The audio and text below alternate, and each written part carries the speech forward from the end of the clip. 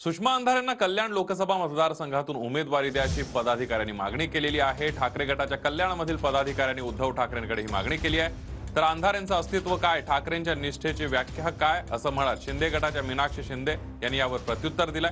भाडोत्री उमेदवार ठाकरे गटाला द्यावा लागतोय असंही मीनाक्षी शिंदे यांनी म्हटलेलं आहे। मी काही पदाधिकाऱ्यांनी मध्यंतरी केलं होतं की सुषमाताईंना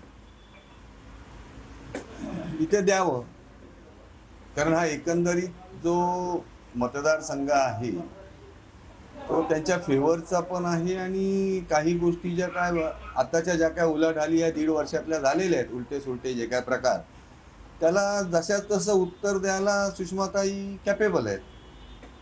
त्या दृष्टीने आम्ही तो विचार केला।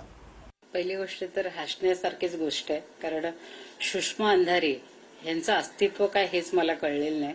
एकीकडे उद्धव साहेब सांगतायत की निष्ठावंत शिवसैनिक आमच्याकडे आहेत आणि निष्ठेची व्याख्या मला काय त्यांची कळली नाही, कारण बाहेरनं जर भाडोत्री उमेदवार त्यांना तिथे द्यावा लागत असेल तर खऱ्या अर्थाने त्यांच्याकडे कल्याण लोकसभेमध्ये एकही निष्ठावंत शिवसैनिक उरलेला नाही असं माझी भावना आहे।